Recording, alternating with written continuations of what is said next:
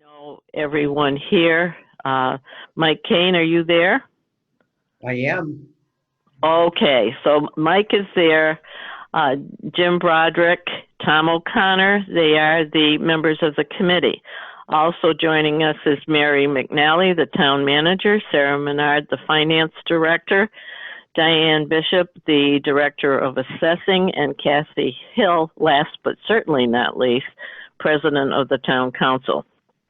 And I would like to open the meeting and preface the meeting with a statement about the current financial picture facing everyone in this country. Due to the tragic pandemic that has befallen all of us, our financial security is certainly being tested to the extreme. And this will be a very challenging budget time. The shutting down of the national economy has a ripple effect on all of our communities, and the town's revenue stream is subject to a sharp decline. For example, revenues such as lottery revenue that is distributed as local aid from the state, meals tax, anticipated delay in tax receipts due to taxpayer unemployment, the state sales tax distribution will certainly affect the legislature and some of their decisions, the decline in building permit revenues and decline in excise tax revenues. The list goes on and on. This committee's task is to review departmental requests and recommend to the town council the most feasible and workable budget to get through the fiscal year that starts on July 1st, 2020. I caution everyone that we will have to make unprecedented decisions on essential services, and our goal will be to keep the town's financial status secure through the coming year.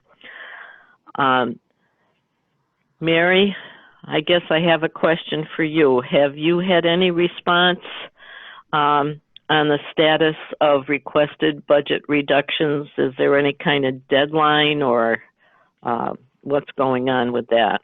I put an email out to all the department heads last weekend asking them to reevaluate their submissions and find a way to reduce by 5 to 10% of their overall budget. However, I've also determined that we're going to furlough employees, and my plan is to reduce the administrative support in each office, each administrative employee by a 20% reduction. So we'll have that's the type of furlough I'm thinking of, and I've asked the department heads to factor that in their overall submissions. But I have not given them a deadline. The information just went out to them on Saturday of last weekend. So I've already received a few responses, not to give you all the detail in one fell swoop, but for example, Sure.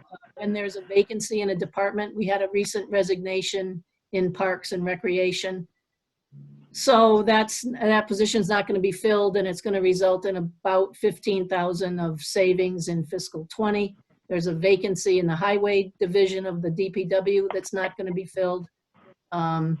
We've just lost our Planning and Economic Development Director. That's going to generate some savings in 20, as well as I don't know what the status will be for 21. So people are already starting and making suggestions as to how they can cut, but that's where we are at the moment. I think the 20% furlough will make a big dent. Yeah. Yeah, certainly. It will save money for this fiscal year. Anybody else have a comment? If I can just jump in a minute, and for the record, as council president, I'm ex officio and non-voting, as well as because we don't have one of our clerks or administrative clerks from the office available. I have volunteered to be the record keeper and take the minutes. My question, Mary, is when you say to department heads 20% furlough or any directive you give them, do we legally, can we say that to the school department? I know they're a separate entity and they're relatively, the law allows for their autonomy, except when it comes to this time of year and we're developing their budget going forward. But are we able to say to Gordon, and I'm not looking to start trouble, you need to furlough people that aren't really working. Can we do that? Yes, I believe Okay. we can. Okay. Chris, if you want me to answer that, I Yes, guess I want certainly. to follow the proper protocol here. I've had a conversation with him already, with him and Pam. He is very aware of the directive from me about laying off or furloughing those, particularly because we now have some staff who are continuing to be paid and aren't able to do anything from home. And many of those are in the school department. However, their union contracts are with the school committee as opposed to with the town. So although I've been able to converse with the union reps for the TEU as well as the DPW, I have not had any, I don't think I have any even discretion to talk to the union reps for the school committee unless It's granted to you. unless they want me to. Right. I was planning on going to their meeting, which is April 13th, night before the next council meeting. Gordon's well aware of it, and they know that there's going to be significant cuts. But the differentiation between the authority, in terms of the school committee having somewhat of an independent, not somewhat, a very independent role when it comes to the school employees, makes it not quite as simple as it is with town employees. Yeah. Right. Yep, sir, go ahead. No, But they know, go ahead. They know what's expected. I was just going to say, yeah, it's a matter of, I think, a lot more of job owning and working together because, as I understand it, the town council only gets to vote on the overall education budget, not the line items within the education budget. Mary, I did have a question on the furlough. Was there any assumptions as to the length of the furlough time, or is it to assume the entire fiscal year? I know that's no one really knows, but I was curious what you directed them. Well, I did not put a time frame on it. I always include the caveat that it hopefully will be short term, but it's certainly going to be the balance of this fiscal year. And if I'm totally candid, I think that's the way we have to plan for all of fiscal 21. I don't see this recovery happening quickly. Yeah. Ooh. Chris? Yes, Tom, go ahead. If I may, I want to ask a basic starting question with regards to, normally the budget process starts on April 1st, or the submission comes in, and then we have to have a budget by June 1st. I had a discussion with Mary, I don't know, a few days ago or so. Mary, you had some insight or some background on possibly us being able to extend that budget period out and working on 1/12 of a month, Yes. in a month to operate, so that Yeah. we're not making decisions without having all the information. Yes, I don't know if Chris or Jim or any of the other members of the committee are aware of that legislation that was passed on Yeah. last Friday, but it allows communities who do not pass a budget by the close of the fiscal year to operate into fiscal 21 on a 1/12 budget of the prior fiscal year. And what Tom's referring to, my conversation with him and my view at this point is that it would be wise, I think, for the town of East Long Meadow not to rush to pass a budget by the 1st of July, simply because there are revenue sources from the disaster recovery declaration by the president, which is going to create several $1 trillion of economic aid, 2.7 billion of which is earmarked already for Massachusetts to be distributed to local communities. And I guess my fear is that we build a budget for 21 that's very restrictive, and yet we may have an opportunity to supplement some of that by some of these disaster aids and make up some of our losses that we're tracking to be submitted through MEMA and FEMA for other forms of relief. So I mean, it's so uncertain and it changes every single day that if we have the discretion not to finalize a budget by a date certain, I think we might want to consider taking advantage of that. Yeah, I mean, personally, I think that's a great idea. I mean, all of us, I know are concerned about the town staff, the schools, the residents, the impacts. And we don't want to make some major cuts if possibly we don't have to. Yeah, I agree with that, Tom. I don't know how the rest of us feel. Mary, would you repeat that number that was earmarked for East Long Meadow, approximately? From, No, it was or earmarked it for the, isn't? it was earmarked for the Commonwealth, 2.7 billion. Oh, okay, And, okay. that was a figure offered by the Lieutenant Governor yesterday. They don't have the money yet from the feds, but when course they not. receive it, she said that then they will distribute that on some formula, although again, not yet determined, to the local cities and towns. Because the Commonwealth doesn't know if they can maintain, they're not going to be able to pass their fiscal 21 budget. And the local aid amounts will obviously be undetermined come July. Yes, I agree. Then would it be better when we talk of furloughs to do them as soon as we can so that we save the money from May and June and possibly some of April? That was my thought exactly, because those funds that get turned back will go into our free cash, and that same legislation allows us to spend free cash prior to its certification. That's another relaxation of the typical finance requirements. So that anything that we can supplement our free cash, we can use that, you know, without the typical restraints. So I think it's a good idea, and I have already furloughed, well, it'll be effective April 17th, the school crossing guards, as well as the library pages. And I'm trying to put a package together for distribution so that everybody can see exactly what I'm thinking and how I'm thinking it'll play out.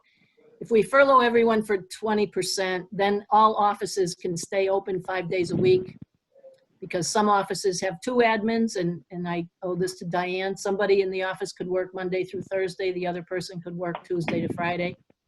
But we will save starting now, and I want to have those implemented. I just wanted also to give people notice, even though I know they know it's coming. So I'm hoping to have it all done by April 30th, at least the furlough aspect of it. Okay. Chris? And so Chris? if I can ask a question, Chris? Yeah, absolutely. Probably directed to Sarah, with the assumption that the furloughs will save us some monies in each department from the 17th of April to the 30th of June. Will that help in any way to mitigate some of the line items that you've already mentioned to us were running in the red and would need some transfers to net them out for June 30th? It might help with some of them. At this point, I'm not sure of exactly how much it will. We also have a reduction in supplies. So for example, we aren't in the office, so we're not using paper or other disposable things that we might be using. So we will have a reduction in those. The furloughs will help, but the unemployment is going to then still be an issue. Especially, I'm not clear yet, since they're giving people an extra, I believe it's up to $600 a week in their paycheck if they're laid off during this emergency. Wow. And I'm not sure if that's going to be charged to us because we pay dollar for dollar or not. I do need to get some clarification on that. Well, I can help you with that. Oh, perfect. The 20% is going to eliminate that problem for us. Parties who are furloughed, the 20% can apply for unemployment, but there's a different formula for calculation. So all they're losing is 20%, and And so their formula is much, much different than that $600 formula, the typical average weekly wage formula that you're referring to. So it Okay, should- great. So, it'll be so a cost, but not a terrible one. And so then it will just be the people that we completely furlough, such as the cross guards and library pages, but those people, their income is a lot lower level to begin with, so that impact will be a lot less. It's not like it's going to be one of the, department heads or something like that. Exactly right. Yeah, Chris, Yeah. if I can ask Yes. a question? I just wanted Yes. to get clarification from Mary. I think what I believe and it's my understanding is that if we use the furlough process, that's the least of the terrible things that we may have to do moving forward with regards to staffing, but they still get their benefits. Is that correct? Yes, the town would maintain their health insurance. Which is great. Okay. But I think at the 80% level, we would still want them to pay their employee portion. Yeah. Oh, I think that should go, if we're maintaining them and we're keeping them at 80%, I think that should go without saying. Yeah. That just makes, I would think as an employee, I would assume that my benefits, or I'd like to assume my benefits were intact, but in no way would I assume that I didn't have to pay a portion of it. Right.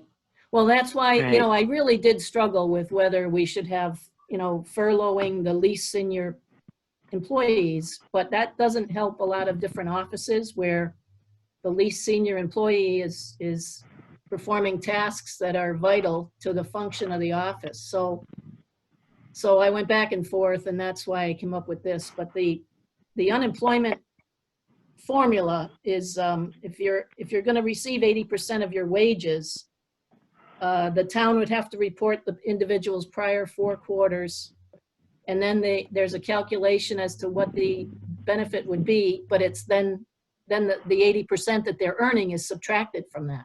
So I don't think it's going to be a huge financial cost to us. Okay. Does anyone have any questions for Mary? My original goal for this morning was to go through the budgets by munis number, 111 or let's see, we had, I didn't grab them all. Anyway, 111 through 947, I believe it is, and see if there's anything that we want to jump out or that jumps out at us that we want to flag, include some of these department heads in our upcoming meetings.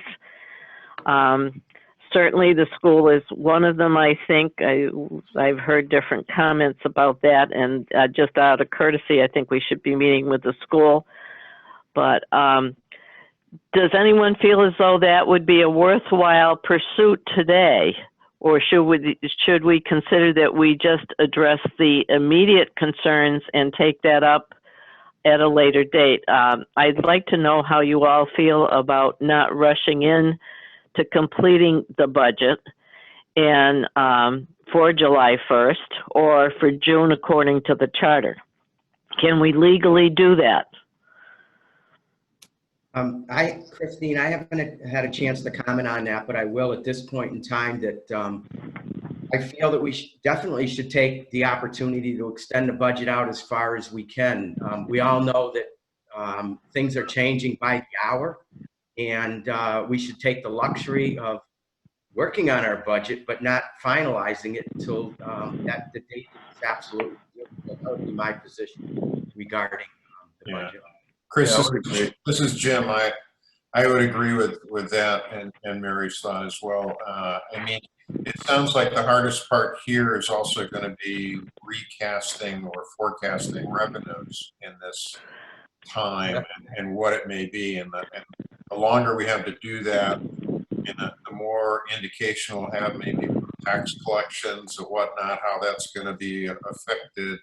And if we know more about what possible state aid we might be looking for, at least it gives us some kind of target to balance against the cuts and things that we think we're going to need to make in the expenses. So yeah, I would be in agreement with that. Okay. Tom, I assume you'd be in agreement with that, extending the budget? Oh, yeah. I mean, that's one of the reasons I brought it up. I think what Mary first mentioned to me, that the state was looking to waive this, I think, and I'm not sure, that the council would have the right to somehow suspend the charters June 1st, especially in this pandemic time, which is probably going to be considered an emergency. Yes, I agree. So I think that is the way to go. The only question I would have maybe is for Diane, with regards to the tax revenue. Are we tracking? Do we know how that's going to play out? Are they calling and not paying or can't pay? So that would really be the collector's side of it, not the assessor's side of it. And I really haven't heard people talking about it yet, but I do know a large excise commitment just went out. And I do know the May 1 tax bills are out. So there's a possibility that Dawn Fonte, the collector, will be receiving more calls if people feel that they are unable to pay due to recent circumstances in their financial lives. Okay, so Sarah, this is probably a question for you. So the taxes are still due on May 1st is the plan? Yes. As of right now, they are. Dawn and Mary have been discussing about whether to exercise the option to extend that deadline to June 1st in accordance with the state guidelines. If we did so, we would have to send out a mailing to everyone to notify. Mary, I don't know where you are in that decision. Last I knew you were still thinking about it. Yeah, it's going to be before the council for their review and input. I am still thinking about it, and as of yesterday, they eliminated that requirement for mailing, so that saves us a lot of money great. if we do decide to do it. Could you do a robocall or put it on something your as a reminder?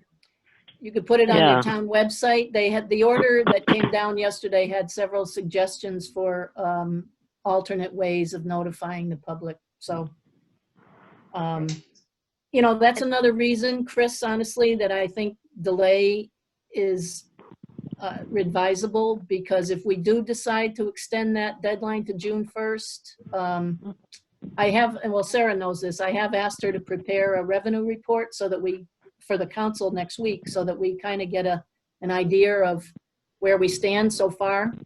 But I have a feeling that there's really not a good reason not to postpone the collection because I've already received a half a dozen calls in my office asking for that relief. Just not ready to make a decision yet. I also think it's a gesture of understanding and support to our own taxpayers. Yeah, it's goodwill. Nobody's getting any good news. That's certainly No. true. So clearly, I mean, if you're an individual that's been furloughed or been straight laid off, to know that you get another 30 or 60 days to come up with your tax bill, that's some semblance of reaching out and helping them. Sure, and Yeah. I think at that point, as time goes on, we'll find out what the federal relief is going to be for these individuals who it's going to take time to get the money to them, but when they start receiving that, they're in a better position to pay. The other thing Yeah. too is, again, and this is still a big question mark, I imagine, the timing of the alleged stimulus checks coming into every household, that might help mitigate somebody's ability to pay the tax bill.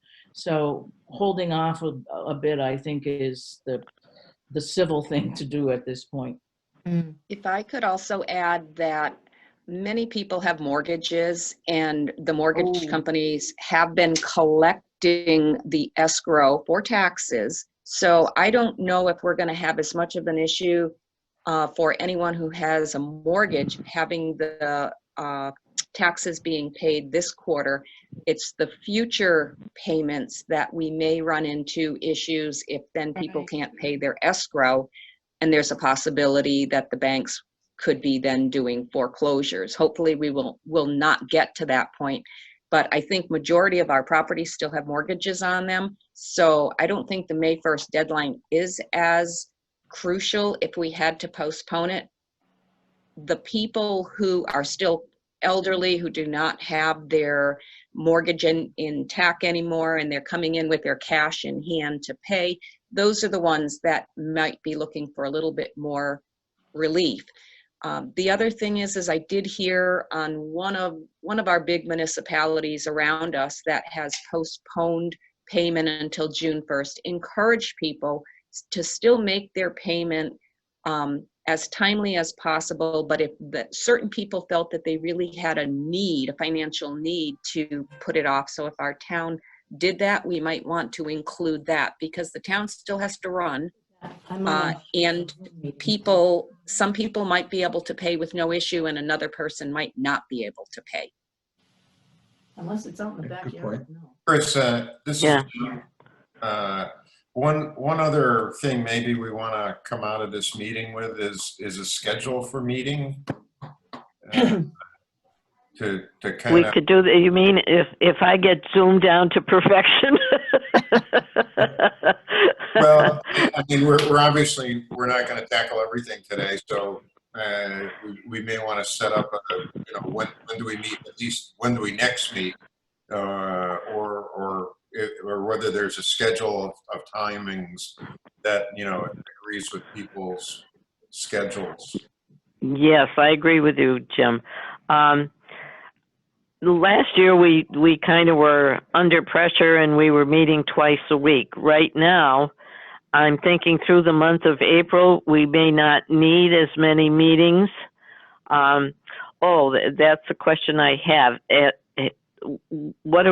Before I set a schedule, Mary, how are you handling the capital requests? Are you calling a committee together to look at that? Yes, I had intended to until I thought that it might just be an exercise in futility, because I don't know where we're going to find any money to spend on capital requests. But I'd asked Ryan to chair it, and he and I had to talk about a couple of people that he wanted to put on it, that I'd like to put on it. But we haven't met, and I haven't officially convened the committee. Okay. I think it's just a matter of the priorities, that if we find our way to honor these requests, because some do sound pretty pressing, others can probably be postponed for a while. So I'm glad to hear that you're going to be working on that. Now to get back to our scheduling, if my committee would like, not my committee, but the council's committee would like to start looking at these budgets, I think we've kind of set parameters today for where we're going, knowing that we have some difficult decisions to make. Do you want to start next week? Say, is Wednesday a good day? Is the 15th Federal Tax Day a good day? Oh no, it's July 15th, right? Yeah.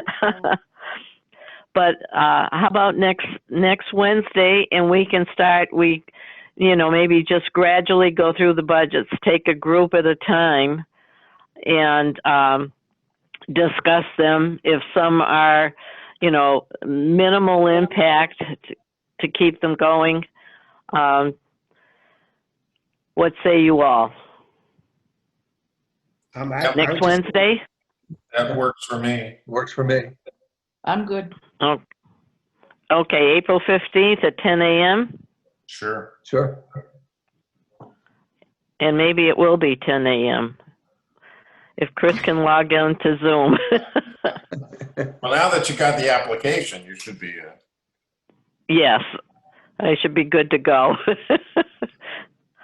Chris, are you suggesting that we, as you said, the remainder of April, we just meet once a month, because it'll give Don and Sarah and Diane an opportunity to see what's coming in and what's changed in the Exactly. budget based on Mary's directives? Yes, I think that last week of April will be very telling on how people pay for May 1st. Also, if there's a big excise that went out, people have 30 days to pay normally, although I think that probably has been extended as well. But generally, I think the majority of people pay fairly promptly. You know, it depends on when their income stream is, whether it's the beginning of the month or if they get paid every 2 weeks, you know, how it goes. So I think Don and Sarah would certainly be able to keep us informed of that. And I don't see any immediate need to rush into scrutiny of the budgets if indeed, you know, we've got the extension in July, and as Mary cautioned us, you know, things are changing every day. We're getting more information about possible aid and so forth. And I think Mary's got enough on her plate to handle the furloughs and get that situation. And then we'd find out also what the savings is there in this fiscal year. So, you know, maybe towards the end of the month, we might start meeting twice. But I think next week, if we meet once and maybe meet again on the 22nd at 10 a.m., just to keep ourselves up to date on what's transpiring. Does that sound reasonable to everyone? Yes? Yes? Chris, Okay, could I offer a suggestion? Certainly. I don't want to upset your sense of order, but as I went through each department by code and so forth, you know, there's probably 10 that are bare bones already. And I didn't know if it might make more productive use of time if we focus, say, on the DPW or the school, like sort of take the big guys out of order. Because when we do these layoffs, you know, Sarah will be able to calculate and project the savings. And like in my office, there's me and one admin. So, I mean, review of my budget's going to take about 30 seconds. So I guess we could, well, you know, I'm serious, but we could do it that way. Or we could focus, I mean, I'm being selfish here. I'd like to be able to zero in on 1 or 2 departments so that I could have a meaningful contribution to your next meeting. Okay. But that's up to you. I mean, I'll do whatever you want, obviously. Yeah. Chris, just So noted. Chris, just a thought. I think I think we did this last year. We go through the summary of budgets and identify the ones that, you know, look like they're fine and there's not much really to talk about with them, and identify the ones that we'd like to look at a little more closely. I mean, just doing it, I think probably at least half of them or 2/3 of them are not ones that, you know, do. I agree. Perhaps on the 15th, we could just go through the elimination process about the ones we're not worrying about. Sure. And then on the 22nd, start tackling the ones where we have questions. Sure. Sarah, while you're here, I would like to have more information on the Stormwater Enterprise Fund and how much it has collected through the tax bills, at least for the first part. And if you could send that to the committee members, that would be helpful, because there's not much change there, but I would like to know on, you know, what they've received in revenue. Do you want, so that will be one of the items that I'm reporting on to the council on Tuesday. So, because I need to report on all the enterprise funds. Okay. So do you want me to then just send you the copy from that meeting? Yes, certainly. Send me one and send one to Jim as well, because Tom and Mike will get theirs. Okay, that sounds great. I will do that. Okay, thank you so much. You're welcome. Okay, I think we are pretty near wrapping up for today. A lot of questions, a lot of possibilities. Chris, I have one more question. Sure. In terms of I was looking at the summary of the budgets versus the detail of the budgets. So just for an instance, looking at the collector treasurer, when I looked at him there, okay, I just want to look at it. But then I noticed the detail of the budget looks like it's had already kind of, it was different than, where's my question here? The numbers weren't the same in terms of what I was looking at. So the numbers on the detail were different than the numbers on the summary. Okay. I Jim, think one of those,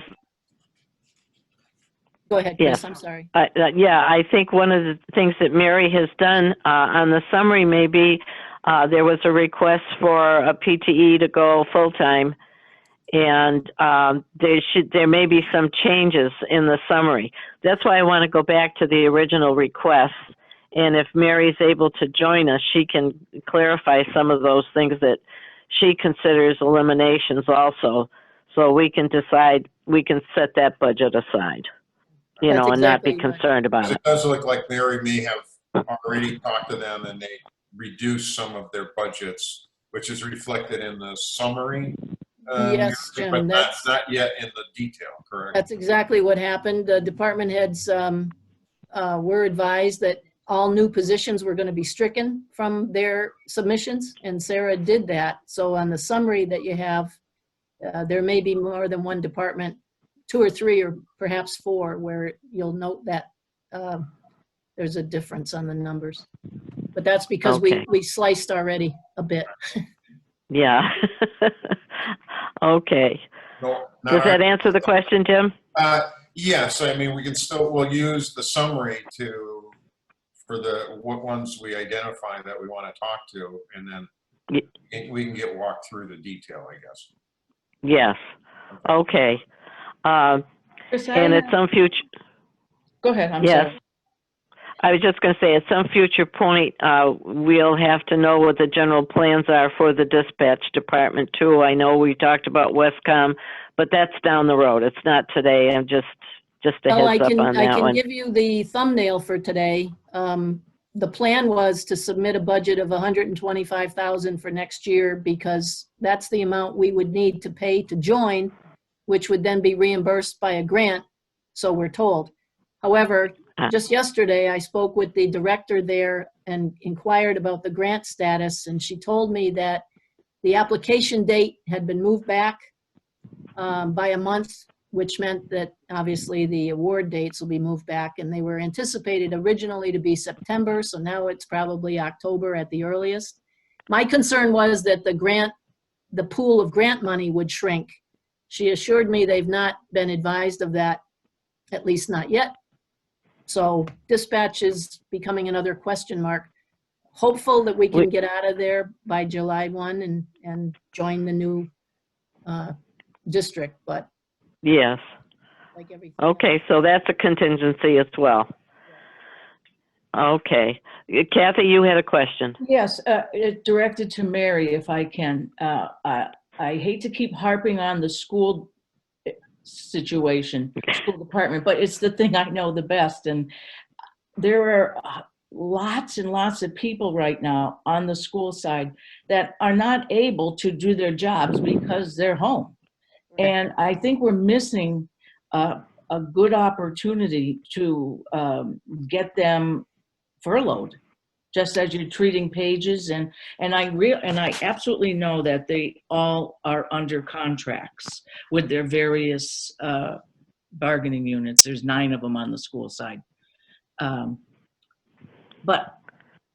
I feel like if we don't ask you to take the bull by the horns and say to Gordon, did you talk with your union president yet? Because this can't go on forever. You've got 100 people in the paraprofessionals, all of your kitchen staff. The people that are certified teachers are providing, when school's in session, independent contractor services to certain students with IEPs. They're all home frustrated that they can't do their job, and I sympathize with that, but it just seems like we're walking away from an opportunity here to regroup some of that money. Yeah, no, I hear you loud and clear. I think part of their hesitation is, the school currently is only closed till May 4th under the governor's directive. So, I mean, hell will freeze before the schools reopen on Yeah. May 4th, I think. And then the union piece, Gordon, but I'll call him, I will talk to him this afternoon. I think he feels that in order for him to address the furlough issue, because we've talked about it, because I told you that their business manager is concerned that if they furlough their paras, they won't get them back, which is sort of a tangential concern that has to be secondary at the moment. But I think he's fearful that he doesn't, because their contracts are with the school committee, that there's got to be that connection that you mentioned earlier in our meeting this morning, and I got to nail that down. Whether I can just say, hey, cut them, or I'm going to cut them for you or something. You know, I don't know that I have the authority to do that. But I'll find- May I suggest something? Perhaps the councils should meet with the school committee, and, you know, kind of lay out where the town is. And we know it's the largest budget we have in town, and it's also the one that's asking pretty much for the most money this year. I think that it would be nice if they could be approached and then work in good faith. I don't know if that's a plausible idea or not. I hate to leave it simply to Mary, because I think she knows the parameters of what legally she can do. And it would be up to Gordon to talk with the school committee. And I think what I consider the town fathers, which is the town council. And perhaps put some pressure on them to make a fiscally responsible decision. Yeah, I don't disagree with that. Ryan, do we know if the school committee is going to meet remotely like we are right now? Yes, there is a meeting scheduled for the school committee to, I think it's, I just closed my. It's on the 13th. Monday night. Monday night, Like okay. 4 hours. I'm throwing this out to Mike. Is there any, and to everybody who's listening, does it make any sense for Mike and I and Mary to request participation in that meeting, as well as their union president, who pretty much oversees all of those contracts? Well, if I can, speaking as a member of the council and the finance committee, I would agree with you, Kathy. We're meeting on Tuesday, they're meeting on Monday. So I agree with the urgency to look at this, because this is a substantial amount of money we're talking about. It could mean the difference between having to permanently lay off people as opposed to just furloughing them at this time and saving money. Let me interrupt here. Friday is a legal holiday in the community, so to make us an official agenda item of theirs, we'd have to do it like today. Right. Otherwise, I suppose you could go to the meeting or participate in it and just ask to be heard, and I don't know anybody that would say no to you. Kathy, I would agree, and Tom as well, that if we give the school committee enough warning, maybe we should go there, the two of us, be on the agenda and see what we can accomplish. And that way we'll have that information prior to our council meeting scheduled for the following day. I would agree. I just hate to be, and this is not judgmental by any means, that if we just wait to hear on Tuesday how their meeting went on Monday and they've addressed it. We all know they're all thoughtful individuals. They know we're all in a jam here. But if they aren't assertive about how they address the reality, then we just get a report of that on Tuesday versus our presence, even if we can only, Ryan, log in as observers or have the ability to ask questions. I think that will help get them to the finish line a little more quickly. I feel as though we'll have wasted a 2-week window because they always meet the day before we do. Yeah. And so they wouldn't meet again until the 27th. And do they We have need an to hear executive? that we can't keep 200 extra people from the school side right now who are as frustrated as we are home with a full paycheck. Correct. we know we'll preserve their benefits, but it just, it's hard for me to think that on the other side, they actually think we're not going to bring this up. Yeah, I wouldn't, I think. Is it an as you- executive session or open session? Do you know? They're meeting on Monday? Yeah. Oh, I don't know any of that. Do you know, Ryan? Yeah, they're posting both, I believe, an Oh. executive and an open session. Do you have their agenda available to you? I just wonder what the topic in executive is. I don't have the executive one. I do have the public one and the actual posting, not the full agenda. It's nothing really related to layoffs, but in discussions with Gordon, I think he wants to touch base with you, Mary, to see kind of where he should be heading for that. Is there a cliff nearby? Yeah, but It's Kathy. up by the Chris- water tower, Mary. Yeah. Chris, if I may, Kathy, I agree with you. I think I don't see how it hurts if you and Mike go to the meeting. Well, remotely go to the meeting. Yeah, remotely go to the meeting, and if Yeah. you just sit there, you just sit there. But if there's an opportunity to expedite this and to show the sense of urgency, then we can report that on Tuesday and move forward. And then depending on what movement we might get in the conversation, Tuesday, I wouldn't be surprised if one of our council colleagues says they want a joint meeting with the school committee for the following time, because this is, they own 55% of the FTEs on the payroll. Yeah. And 31 or change of the $61 million. We have to be looking at that. No, You're right. I agree. I mean, I just did some quick Yeah. numbers with you, with the information that you and I have spoke about. If there's anywhere near 100 paraprofessionals, There are 100. yeah, and then you have a cafeteria, you have music, art, a gym, Right. all those people Your and the school custodians. nurses, we have nurses and nurse secretaries. Yeah, And you they add them all all want to together. be helpful and work, but it's not. If this was MGM or IBM, we wouldn't be having the discussion. Right. And I don't mean to seem harsh, and when it's over, I'm sure I'll get rung up a flagpole by all of my former colleagues, but it is what it is. No, we have to look Yeah. after all the residents in town, not just the school. I mean, we're trying to help them. Yeah. They want and need a high school.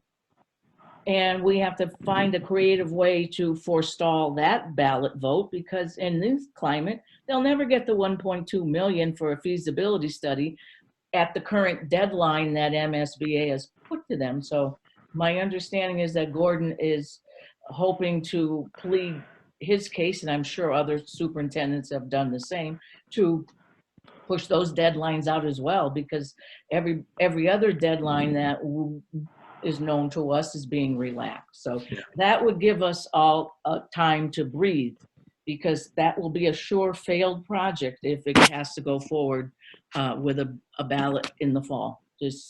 Yeah. And the school board knows that as well.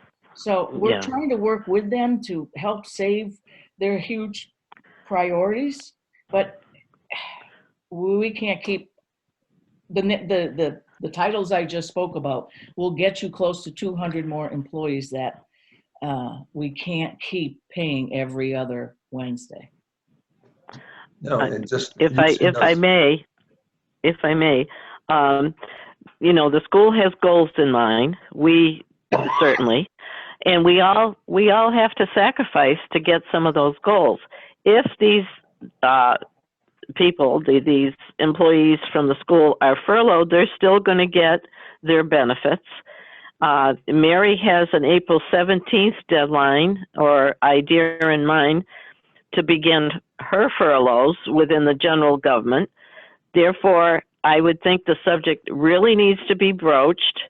And I think being on the agenda, even if it's in the executive session, would be the best thing. And, Right. I think you should go forward with that idea.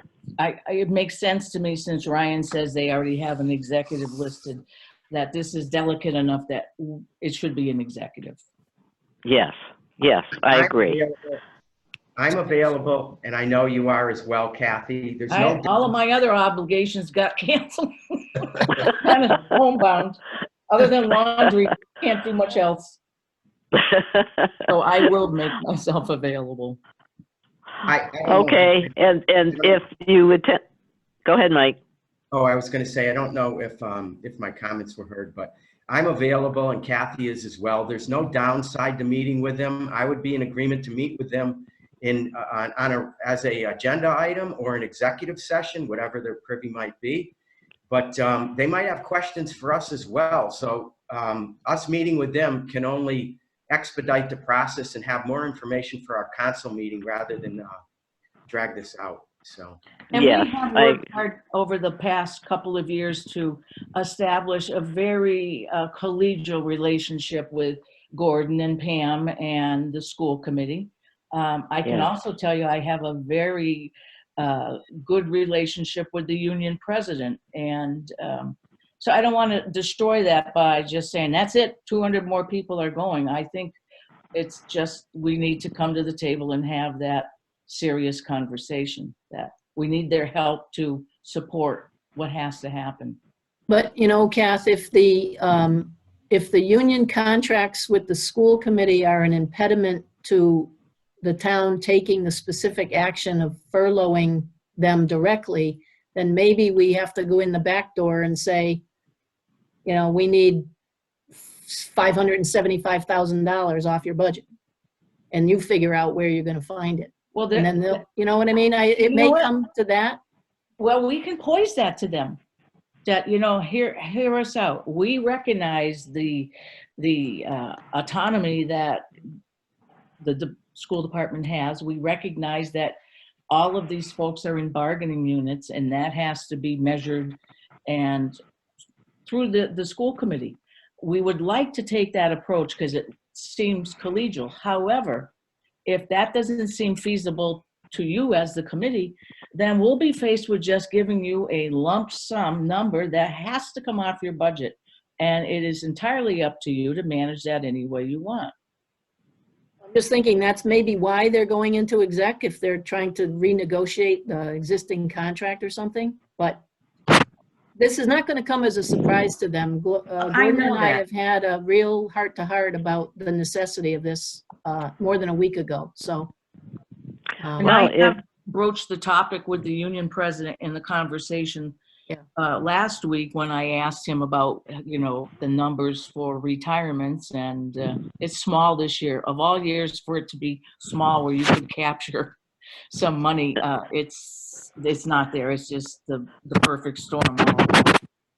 Yeah. I said to him, if, you know, candidly, Ilio, we can't survive. Kind of did the dance, if you will. And I said it, he acknowledged it. We both know what we're talking about. Yeah. So it's well, if they don't save the money this year, on behalf for the sake of the town and for meeting what's coming ahead in 2021, then, you know, the town has options as well. We know about we're certainly well aware of their autonomy, but the town has some power as well as far as what's appropriated. So, and that's my general feeling on it. So I would like to take a very cooperative approach. I think Kathy and Mike have a very good idea. And with that, I would say I think we've ironed out a lot of things today on procedures. I would entertain a motion to adjourn. So moved. Second. Okay, all those in favor, we'll see you on April 15th at 10 a.m. Thank you. thank you. Thank you. Thank you. Okay, thank you. Bye-bye. Bye. Bye.